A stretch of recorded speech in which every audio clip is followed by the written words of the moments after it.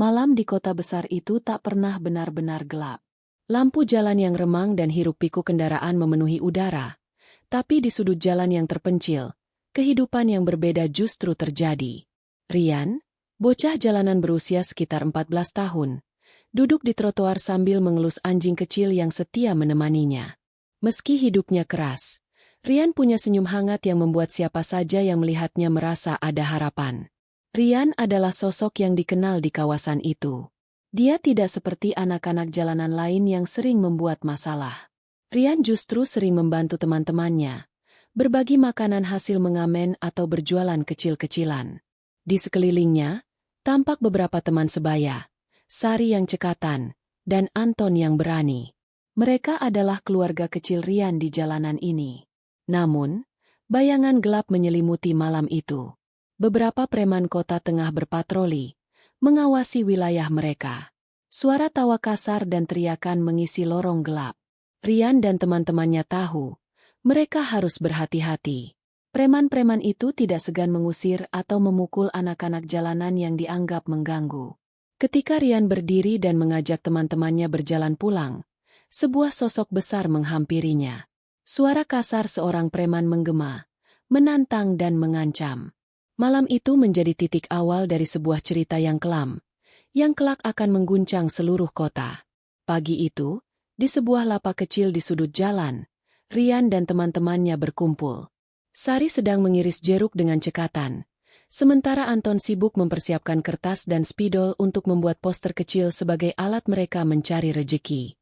Mereka adalah anak-anak jalanan yang saling mengandalkan satu sama lain.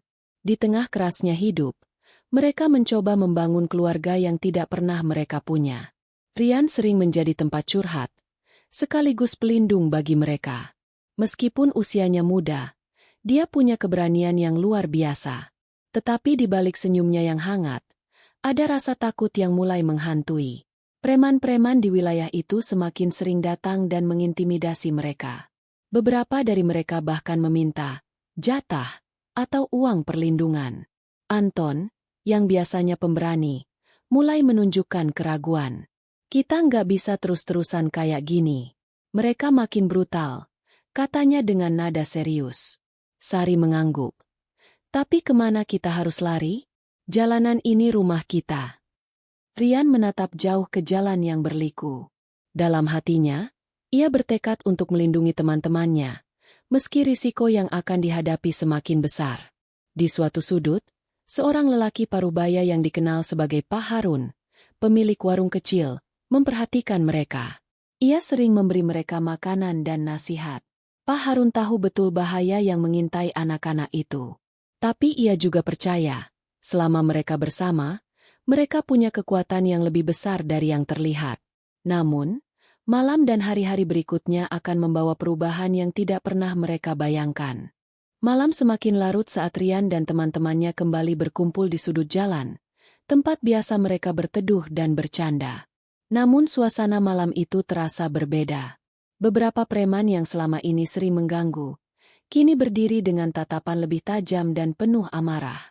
Mereka bergerombol, memblokir jalan kecil yang biasanya dilewati anak-anak jalanan. Rian merasakan udara yang makin berat. Sari menggenggam tangan Anton, tampak ketakutan. Mereka tahu, ini bukan sekadar ancaman biasa. Dari balik bayang-bayang, seorang preman bernama Jaka, dikenal sebagai sosok yang paling bengis, melangkah maju. Kalian pikir bisa seenaknya di sini? Ini wilayah kami, katanya dengan suara serak, sambil menatap Rian. Rian mencoba berdiri tegak. Kami nggak ganggu siapa-siapa. Cuma mau lewat. Jaka tertawa sinis. Lewat? Lewat harus bayar. Pertengkaran kecil pun tak terhindarkan. Rian mencoba menenangkan suasana. Tapi situasi memanas. Preman-preman mulai mendorong dan memukul beberapa teman Rian. Rian sendiri terkena pukulan keras. Jatuh tersungkur. Tangisan dan teriakan mengisi malam itu. Sementara bayang-bayang kekerasan membekas dalam hati mereka semua. Malam itu, tak hanya luka fisik yang mereka bawa pulang, tapi juga ketakutan yang dalam. Dan tanpa disadari, peristiwa ini menjadi awal dari tragedi yang lebih kelam. Malam setelah pertengkaran itu, suasana di jalanan semakin tegang. Rian pulang dengan luka-luka yang belum sepenuhnya sembuh, tapi semangatnya masih kuat untuk melindungi teman-temannya. Namun, malam itu membawa bencana yang tak pernah mereka duga. Di sebuah gang sempit yang remang, Rian kembali bertemu dengan Jaka dan beberapa preman lain. Mereka tampak lebih marah, lebih brutal. Tanpa banyak kata, pemukulan terjadi. Rian dipukuli dengan kejam, tubuhnya tersungkur dan tak berdaya. Warga sekitar yang mendengar keributan hanya berani mengintip dari balik jendela, takut ikut campur. Ketika akhirnya Rian tergeletak tak bergerak, teman-temannya yang ketakutan hanya bisa menjerit meminta tolong. Namun pertolongan datang terlambat. Keesokan paginya, berita menyebar. Rian meninggal dunia akibat luka-luka akibat pemukulan preman. Duka dan kemarahan menyelimuti anak-anak jalanan yang kehilangan sosok pelindungnya. Namun, yang lebih menyeramkan adalah berita-berita aneh mulai bermunculan. Kabar kematian Rian menggema cepat di lingkungan anak jalanan dan warga sekitar. Suasana yang sebelumnya penuh tawa dan canda berubah menjadi hening penuh duka. Sari dan Anton merasa kehilangan yang sangat mendalam. Mereka tak hanya kehilangan teman, tapi juga pelindung dan sosok yang selalu memberi harapan. Namun, di balik kesedihan itu, mulai muncul ketakutan yang menggerogoti hati mereka. Preman-preman yang dulu berani mengusik kini terlihat lebih waspada, seolah merasakan sesuatu yang aneh. Beberapa malam setelah pemakaman Rian, Anton melihat sosok bayangan melintas di sudut gang, di tempat Rian terakhir kali dipukuli. Sosok itu samar, seperti bukan manusia biasa. Desas-desus mulai tersebar di kalangan anak jalanan. Mereka berbicara tentang arwah Rian yang tak tenang, yang katanya mulai menuntut keadilan dengan caranya sendiri. Sari yang biasanya rasional pun mulai merasakan sesuatu yang ganjil. Ia mendengar suara-suara aneh di malam hari dan melihat benda-benda berpindah sendiri. Ketegangan meningkat ketika beberapa preman yang terlibat dalam pemukulan Rian mulai mengalami hal-hal tak wajar, mimpi buruk, perasaan diawasi, dan hilangnya barang-barang penting. Warga mulai berbicara pelan-pelan, takut tapi penasaran. Kota yang sebelumnya hanya diliputi kriminalitas kini diselimuti aura misteri dan ketakutan.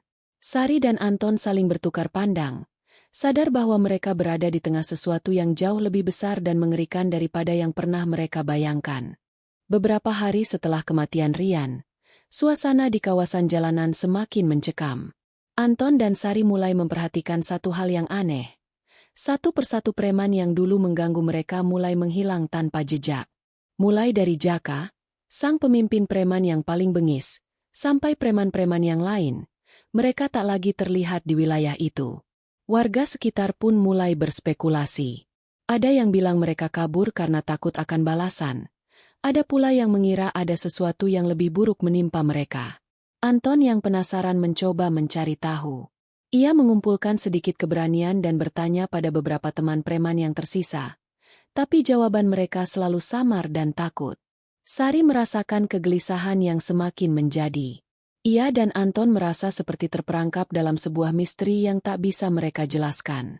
Sementara itu, ketakutan mulai merayap ke dalam diri anak-anak jalanan yang lain. Mereka mulai membatasi aktivitas malam dan menghindari tempat-tempat yang dulu mereka anggap aman. Di balik kegelapan malam, ada bisikan dan bayangan yang selalu mengintai. Apakah ini balas dendam dari arwah Rian? Atau ada kekuatan lain yang mulai bergerak? Pertanyaan itu semakin membara, sementara ancaman yang sebenarnya belum terlihat jelas. Hari-hari berlalu, namun suasana di lingkungan anak jalanan makin mencekam. Hilangnya preman-preman yang dulu mengintimidasi mereka tidak membuat suasana menjadi lebih aman, justru sebaliknya. Anton dan Sari semakin sering merasakan getaran aneh di udara. Malam-malam yang dulu mereka jalani dengan canda mulai berubah menjadi waktu penuh ketakutan dan kegelisahan. Beberapa teman mereka mulai bercerita tentang sosok bayangan yang muncul tiba-tiba, bisikan misterius yang memanggil nama mereka, bahkan munculnya jejak-jejak kaki di sekitar tempat mereka berkumpul padahal tidak ada seorang pun di sana. Sari mulai sulit tidur. Wajahnya terlihat letih. Kita harus cari tahu apa yang sebenarnya terjadi, katanya dengan suara bergetar. Anton mengangguk. Kalau ini benar-benar tentang Rian, Kita harus siap menghadapi apapun. Di saat yang sama, warga sekitar juga mulai berbisik-bisik, takut dan penasaran dengan hilangnya para preman itu. Mereka merasa seperti ada kekuatan tak terlihat yang mulai menguasai kawasan tersebut. Sementara itu, sosok bayangan yang tak kasat mata mulai semakin sering terlihat, seolah menunggu momen yang tepat untuk menunjukkan dirinya. Ketegangan semakin meningkat ketika salah satu teman dekat Sari tiba-tiba menghilang tanpa jejak. Semua menjadi panik. Pertanyaan besar menggantung di udara. Apakah hilangnya preman-preman itu berhubungan dengan arwah Rian? Ataukah ada sesuatu yang lebih gelap dan berbahaya sedang mengintai mereka semua? Setelah hilangnya salah satu teman dekat Sari, suasana menjadi semakin tegang dan penuh ketakutan. Anak-anak jalanan merasa seolah-olah mereka sedang diawasi oleh sesuatu yang tak kasat mata. Anton dan Sari mulai menyelidiki sendiri. Mereka berkeliling ke tempat-tempat yang biasa mereka datangi bersama teman-temannya, mencoba mencari petunjuk apa yang sebenarnya terjadi. Di sebuah sudut gelap gang kecil, Anton menemukan jejak kaki basah yang aneh. Jejak itu terlihat segar dan mengarah ke arah bekas rumah kosong yang selama ini tak pernah ada aktivitas. Sari ikut memeriksa dan menemukan coretan-coretan di dinding yang tampaknya berupa peringatan. Tulisan itu samar tapi cukup menyeramkan. Balas dendam belum selesai. Keadilan akan datang. Mereka berdua terdiam, merasa ada sesuatu yang lebih besar sedang mengintai dan tidak bisa dianggap remeh. Malam harinya, suara-suara aneh kembali terdengar. Ada ketukan di jendela, bisikan-bisikan di telinga, dan bayangan yang seolah mengikuti langkah mereka. Anton dan Sari sadar mereka harus bertindak cepat sebelum lebih banyak yang menghilang. Namun, langkah mereka untuk mencari kebenaran justru membawa mereka semakin dalam ke dalam bahaya yang belum pernah mereka bayangkan sebelumnya. Anton dan Sari semakin dalam menyelidiki hilangnya teman-teman mereka dan para preman yang lenyap satu persatu. Mereka mulai merasakan tekanan yang berat, bukan hanya dari rasa takut, tapi juga dari ketidakpastian. Suatu malam, saat mereka berdua menyusuri gang sempit menuju rumah kosong yang dulu mereka curigai, tiba-tiba mereka terjebak oleh kabut tebal yang muncul tanpa sebab. Di dalam kabut itu, suara-suara aneh bergema, bisikan-bisikan yang tidak bisa mereka mengerti namun membuat bulu kuduk merinding. Sari menggenggam tangan Anton erat-erat, berusaha tetap tenang. "Kita harus keluar dari sini," bisiknya. Namun kabut itu seakan memerangkap mereka, menyembunyikan jalan keluar dan membuat mereka tersesat dalam gelap yang pekat. Saat keduanya berusaha mencari jalan, bayangan samar mulai muncul di sekitar mereka, bergerak cepat dan menghilang sebelum bisa dilihat dengan jelas. Ketakutan berubah menjadi kepanikan ketika suara langkah mendekat dan ada sosok yang mengikuti dari kejauhan. Anton mencoba memanggil nama Sari, tapi suaranya tercekik oleh udara dingin yang menusuk tenggorokan. Mereka terjebak dalam permainan kegelapan yang semakin berbahaya, dan entah apa yang akan mereka hadapi saat kabut itu akhirnya menghilang. Saat kabut tebal mulai menghilang, Anton dan Sari menemukan diri mereka di sebuah lapangan kosong yang tidak pernah mereka kenal sebelumnya. Udara dingin menusuk kulit, dan suasana terasa begitu sunyi. Hanya ada suara desiran angin yang menerpa rumputan kering. Tiba-tiba, di kejauhan, muncul sosok samar yang berdiri tegak, menatap langsung ke arah mereka. Sosok itu seperti bayangan yang sulit dikenali, tapi ada sesuatu yang sangat familiar di wajahnya. Sari menggigil. "Anton, siapa itu?" Anton merasakan jantungnya berdetak kencang. Aku tidak tahu, tapi aku merasa dia datang dari dunia lain." Sosok itu perlahan melangkah maju, dan dalam sorotan rembulan, mereka melihat wajah yang sudah tak asing lagi, Rian. Namun, Rian bukan lagi anak jalanan yang mereka kenal. Matanya kosong, wajahnya datar, dan aura gelap menyelimuti tubuhnya. Anton dan Sari terdiam, takut dan terpesona sekaligus. Apakah ini arwah Rian yang kembali untuk menuntut balas? Atau sesuatu yang lebih mengerikan? Sosok itu mengangkat tangannya, menunjuk ke arah kota di kejauhan, seolah ingin memberikan peringatan. "Ini belum selesai," bisik Sari dengan suara nyaris tak terdengar. Anton mengangguk, sadar bahwa mereka baru saja memulai babak baru dalam perjuangan mereka melawan kegelapan yang mengancam. Setelah pertemuan menakutkan dengan sosok Rian di balik kabut, Anton dan Sari kembali ke pemukiman mereka dengan perasaan campur aduk. Mereka tahu bahwa apa yang mereka hadapi bukan sekadar hilangnya beberapa preman, melainkan sebuah balas dendam yang belum selesai. Anton memutuskan untuk mengumpulkan anak-anak jalanan lainnya dan mengingatkan mereka untuk berhati-hati. Namun, ketakutan sudah menyebar luas, dan banyak yang mulai mempertanyakan apakah mereka masih bisa bertahan. Sari, dengan tekad yang makin kuat, mulai mencari cara untuk membantu arwah Rian mendapatkan keadilan, bukan hanya untuk dirinya, tapi juga untuk semua yang terluka. Mereka mulai menggali informasi tentang siapa sebenarnya yang memukul Rian hingga tewas, dan apa motif di baliknya.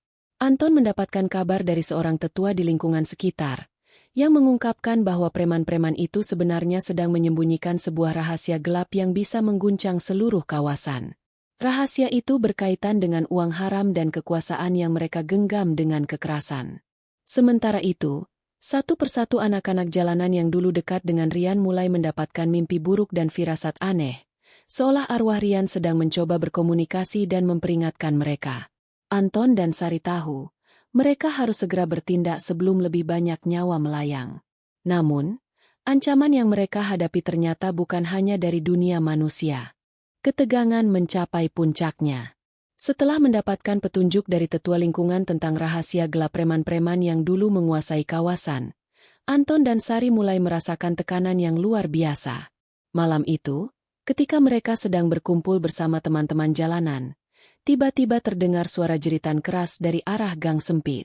Anton dan Sari segera berlari ke sumber suara dan menemukan salah satu teman mereka yang hampir hilang itu, terkapar dengan luka-luka aneh di tubuhnya dan ekspresi ketakutan yang tak terlukiskan. Dia hanya bisa berbisik, "Mereka kembali." Tidak lama kemudian, bayangan-bayangan hitam mulai muncul, bergerak cepat di antara lorong-lorong gelap. Anak-anak jalanan yang lain mulai panik dan berlarian. Namun bayangan itu tampak mengejar satu persatu. Anton mencoba mengumpulkan keberanian untuk menghadapi teror ini, tapi dia tahu mereka tidak bisa melawan dengan kekuatan biasa. Sari pun mulai mencari cara lain, mengingat cerita-cerita tentang ritual dan cara untuk memanggil dan menenangkan arwah. Malam itu menjadi titik balik di mana mereka menyadari bahwa pertarungan mereka bukan lagi soal hidup dan mati di dunia manusia saja, tapi juga melibatkan kekuatan gaib yang ganas dan penuh dendam. Malam semakin larut, dan teror bayangan itu semakin memburu anak-anak jalanan. Anton dan Sari sadar bahwa mereka harus segera membuat keputusan besar agar bisa menghentikan rantai kehilangan dan ketakutan ini. Anton mengusulkan untuk mencari orang yang dianggap ahli dalam hal-hal gaib, seorang dukun yang tinggal di pinggiran kota. Namun, tidak semua anak setuju. Beberapa takut membawa masalah ke ranah gaib, takut menimbulkan bahaya baru. Sari, dengan tekad kuat, meyakinkan teman-temannya bahwa mereka harus berani menghadapi apapun agar keadilan dan kedamaian bisa kembali. Di sisi lain, muncul tekanan dari kelompok preman yang merasa kehilangan dan ingin membalas dendam. Mereka mulai mengintimidasi keluarga dan teman-teman dekat Anton dan Sari. Anton pun dihadapkan pada dilema berat. Apakah ia harus memilih jalan perdamaian dan penyelidikan atau melibatkan kekerasan demi melindungi mereka semua? Dalam pertemuan rahasia, Anton dan Sari membuat rencana untuk menemui dukun itu malam berikutnya, berharap mendapatkan petunjuk tentang cara menenangkan arwah Rian dan mengungkap kebenaran tersembunyi. Namun, sebelum rencana itu dijalankan, sebuah peristiwa tragis kembali mengguncang kelompok mereka. Satu teman mereka lagi menghilang tanpa jejak, meninggalkan rasa takut yang semakin mendalam. Anton dan Sari tahu, waktu mereka semakin sempit. Anton dan Sari berhasil menyusup ke sebuah rumah tua di pinggiran kota, tempat tinggal seorang dukun terkenal yang dikenal mampu berurusan dengan dunia gaib.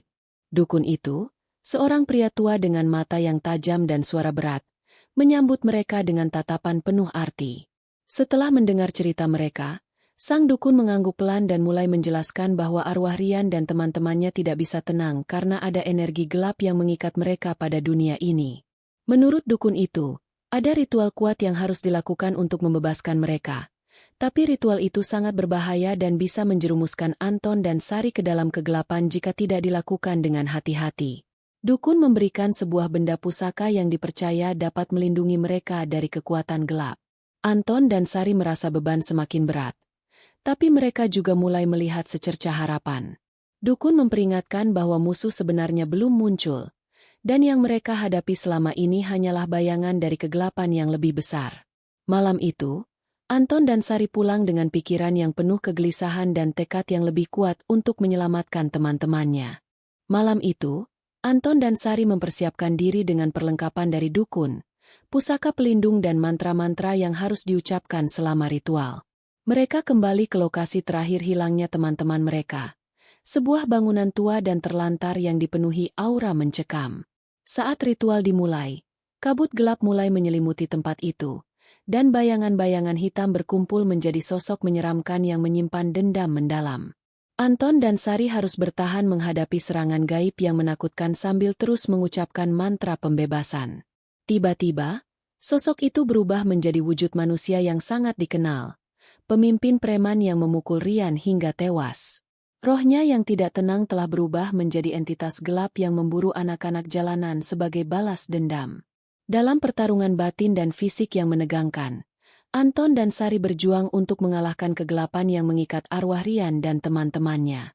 Dengan keberanian, kekuatan pusaka, dan tekad yang kuat, akhirnya mereka berhasil membebaskan roh-roh itu dan menghilangkan bayangan gelap yang menghantui. Namun, kemenangan itu bukan tanpa pengorbanan. Anton dan Sari merasa ada sesuatu yang hilang dari dalam diri mereka, tanda bahwa dunia mereka tidak akan pernah sama lagi. Setelah malam penuh perjuangan dan pengorbanan, suasana di lingkungan anak-anak jalanan mulai berubah. Bayangan gelap yang selama ini menghantui perlahan memudar, dan satu persatu anak-anak yang hilang mulai ditemukan dalam keadaan bingung, tapi selamat. Anton dan Sari merasa lega, meski luka batin masih membekas dalam hati mereka. Namun, kedamaian itu terasa rapuh. Mereka menyadari bahwa trauma dan rasa takut belum sepenuhnya hilang. Banyak dari anak-anak itu mulai menutup diri, enggan bicara tentang pengalaman mengerikan yang mereka alami. Anton berusaha menjadi sosok yang kuat dan pelindung, tetapi ia juga harus berjuang melawan rasa bersalah karena tak semua teman mereka bisa diselamatkan. Sari mencoba mengajak teman-temannya untuk tetap bersatu dan saling mendukung agar mereka bisa bangkit kembali. Tetua lingkungan pun datang menawarkan bantuan dan perlindungan, menandakan harapan baru bagi masa depan mereka. Meski begitu, ada bisikan kecil di hati Anton bahwa bahaya belum sepenuhnya pergi, dan mereka harus tetap waspada. Anton dan Sari mulai menginisiasi perubahan di lingkungan mereka. Mereka mengajak anak-anak jalanan untuk belajar, bekerja, dan menjauh dari dunia kelam yang pernah mereka jalani. Namun, bukan hal yang mudah. Rasa takut, trauma, dan ketidakpercayaan masih menghantui sebagian besar dari mereka. Anton berusaha keras membangun kepercayaan, membuka dialog, dan menjadi teladan bagi teman-temannya. Sari, dengan hati penuh kelembutan, membantu mereka mengatasi trauma melalui cerita dan doa, menjembatani antara dunia nyata dan spiritual. Di tengah perjuangan ini, ada juga sosok misterius yang terus mengawasi, memberikan bantuan tak terlihat saat keadaan mulai memburuk. Anak-anak yang dulu terjebak dalam bayang-bayang preman mulai menunjukkan secercah harapan dan semangat baru. Tetua lingkungan pun mulai mengorganisir kegiatan positif untuk menjaga mereka dari pengaruh buruk. Namun, Anton dan Sari masih terus waspada, tahu bahwa masa depan yang lebih cerah harus dibangun dengan kewaspadaan dan keberanian. Meski suasana mulai membaik, bayang-bayang masa lalu masih menyelimuti Anton dan Sari serta teman-temannya. Beberapa anak jalanan mulai mengalami mimpi buruk dan perasaan gelisah yang sulit dijelaskan. Anton mulai merasakan bahwa ada sesuatu yang belum selesai, sebuah urusan yang belum tuntas dari kejadian masa lalu. Sari pun merasakan hal yang sama, dan mereka sepakat untuk mencari tahu lebih jauh, agar kedamaian yang mereka raih tak terancam lagi. Dalam penyelidikan mereka menemukan catatan lama yang menyiratkan adanya kelompok lain yang selama ini bersembunyi dan ikut berperan dalam tragedi yang menimpa mereka. Ketakutan lama mulai kembali muncul, tetapi mereka juga mendapat kekuatan dari solidaritas dan dukungan tetua lingkungan. Anton dan Sari menyadari bahwa untuk benar-benar bebas, mereka harus menghadapi bayang-bayang itu sekali lagi. Anton dan Sari menghadapi kenyataan pahit. Kelompok misterius yang selama ini tersembunyi mulai menunjukkan taringnya kembali. Mereka mulai mendapatkan ancaman tersembunyi, barang-barang pribadi hilang, pesan-pesan intimidasi muncul, dan suasana damai yang sudah dibangun mulai goyah. Beberapa anak yang mulai membaik, kembali merasa tertekan dan takut. Anton bertekad untuk tidak membiarkan masa lalu menghancurkan apa yang sudah mereka perjuangkan. Sari membantu membangun semangat mereka dengan mengingatkan bahwa mereka tidak sendiri, bahwa persatuan adalah senjata terkuat. Mereka mulai merancang strategi bersama tetua lingkungan untuk menghadapi ancaman ini secara bersama-sama. Pertarungan belum selesai, tapi kali ini mereka tidak akan berjalan sendirian. Anton, Sari, dan seluruh anak jalanan kini bersatu padu menghadapi ancaman yang kembali muncul. Mereka mengadakan pertemuan bersama tetua lingkungan dan tokoh masyarakat untuk mencari solusi yang tepat. Dengan keberanian dan kebersamaan, mereka mulai mengorganisir patroli dan menjaga keamanan lingkungan mereka. Anton mulai berani melapor ke pihak berwajib, meski takut, demi melindungi teman-temannya. Sari mengajak semua untuk tetap kuat secara mental dan emosional, mengadakan sesi curhat dan doa bersama. Meski ancaman terus mengintai, semangat persatuan dan harapan semakin menguat di hati mereka. Gelap yang dulu mengekang mulai tergeser oleh cahaya solidaritas dan keberanian. Perjuangan Anton, Sari, dan anak-anak jalanan mulai membuahkan hasil. Pihak berwajib merespon laporan mereka dengan tindakan tegas terhadap kelompok preman yang selama ini menebar teror.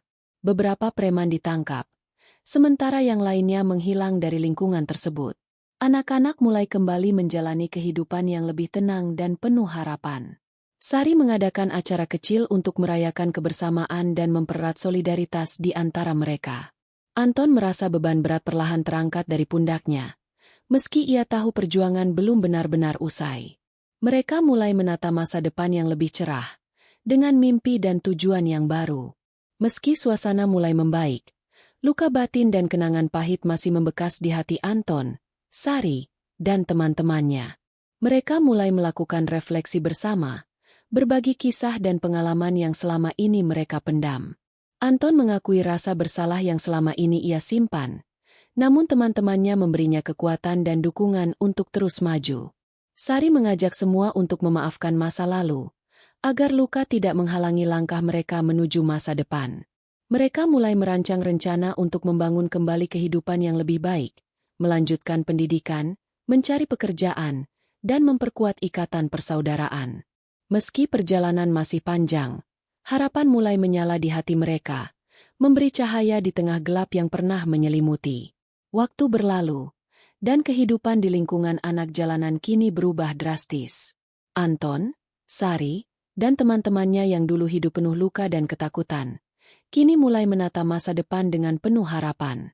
Beberapa dari mereka berhasil melanjutkan sekolah, yang lain mendapatkan pekerjaan, dan yang paling penting, mereka kini memiliki keluarga baru yang saling mendukung.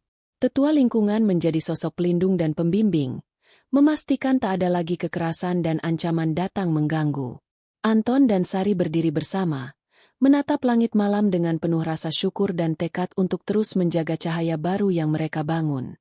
Mereka tahu, masa lalu tidak akan pernah hilang sepenuhnya, tapi dengan persatuan dan keberanian, mereka bisa menghadapinya. Cerita mereka menjadi inspirasi bagi banyak orang, bahwa dari kegelapan sekalipun, selalu ada harapan dan kesempatan untuk bangkit.